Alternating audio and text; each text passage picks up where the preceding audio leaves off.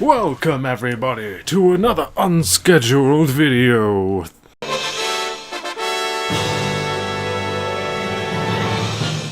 And today we'll be looking at art cliches, specifically to do with comics, art, specifically to do with cartoons, comics, and illustration. Hi everybody, today I'm here to list to you things I find very common in the things I've just said.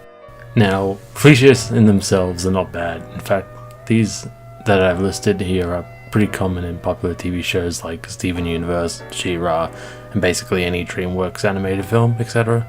I have absolutely no problems considering these choices could be completely different a year from now. I have entitled this Mistakes after all. However, I think in terms of artistic development, you might want to keep an eye out for the items on this list because I am a nitty picky, no fun at all kind of guy. But seriously, some of us may lose motivation over time if all we do is copy what everyone else is doing. This is just my personal list and I won't be showing any examples because I'm not trying to publicly shame anyone or condemn them, but if any of this strikes a chord with you, let me know in the comments below.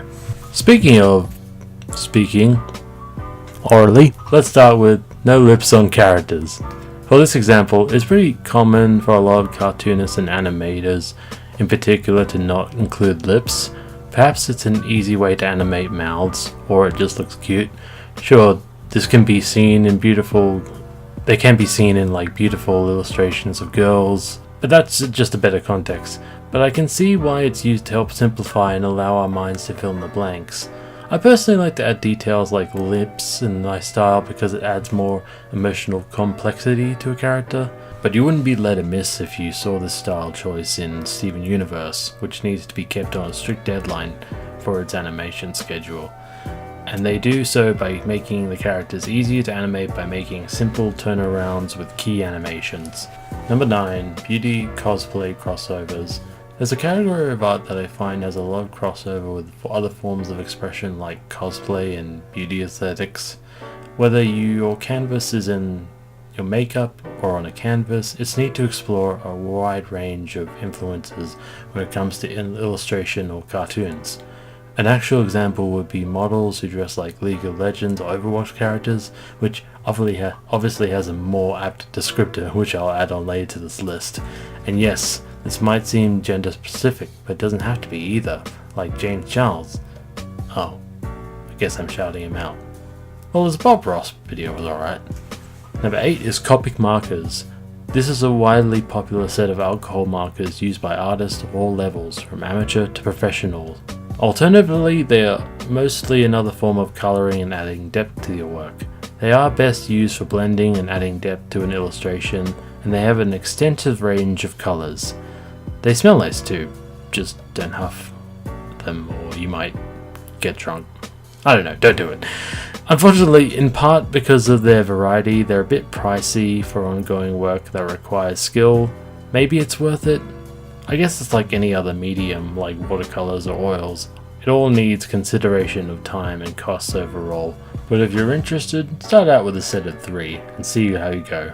Number 7, of course, fan art. No doubt, fan art is everywhere. In fact, it's a big reason why people would come to conventions, not always to see celebrity guests and get merchandise, but to also buy fan art.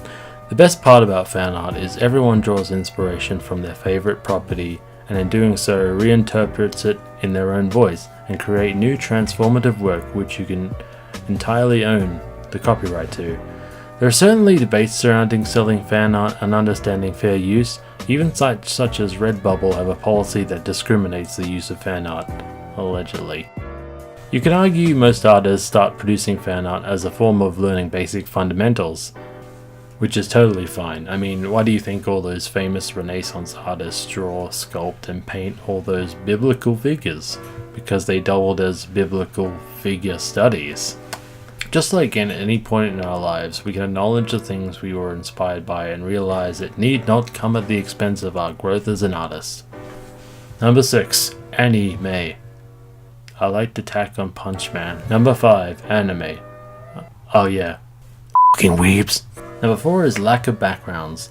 Yes, professionals would like us artists to develop our craft, especially in animation and comics, to produce backgrounds for a character Sometimes a simple character is all we need to get excited when we see a new artist post, mostly because the artist is able to make something relatable very quickly, a bit like how we see in movies.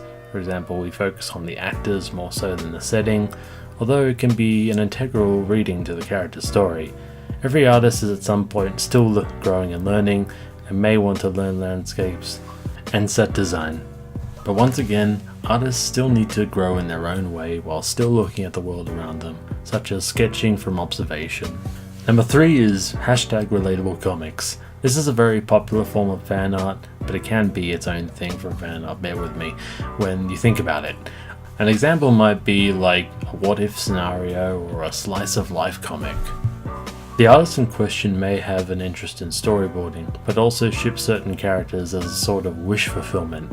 And again, we see these trends on apps like Twitter and Amino. Although I'm more familiar with the former, other times it can use to show how down-to-earth or relatable powerful heroes or otherworldly characters, or even us in everyday life. They're quite quick, and the artist is always free to choose his best or her best format, whether in strip or storyboard form. Number 2, these sketchbooks are amazing. They're not in reality, especially not mine. Side note, I have plans on a sketchbook video, but due to some of its advertiser unfriendly quotation marks content, if I don't end up finishing it, if I do, I'll probably post it on BitChute. You can find that in the link below. I've checked their user guidelines, but then again, I'm still not quite sure if I'll post it. But anyway, sketchbooks in practice are a means for artists to experiment and develop our skills in drawing. There are those people who do share their WIP or work in progress who might seem to post very seemingly polished sketches. As a result, the more introverted of us, like myself, may feel pressure to reveal ourselves more when we simply don't think our work looks that good. It's really nothing to worry about, when really the artist will always feel a bit self-conscious of themselves no matter what the praise they receive. This cliche is really about one's attitude when seeing their art in the face of the public eye. It's important to remember that it's okay to share work you are proud of, while at the same time remember that we all learn at our own pace and that we learn to love what we do no matter what. Speaking of which, what's not to love about this Kickstarter? Why, it's a Kickstarter for the complete set of the graphic novel Purgatory by Holly Brown. Holly Brown is a comics artist from San Antonio, Texas, who is currently working on printing the final volumes of her long-running graphic novel about an LGBT romance set in a dystopian religious cult. If you would like to know more, you can follow the link in the description below. Better to get in soon though, there are only 3 days left to pledge. So that's my personal list of art cliches for this video. If you enjoyed this video, please leave a like and comment. And once again, I'll see you guys next time. Cheers.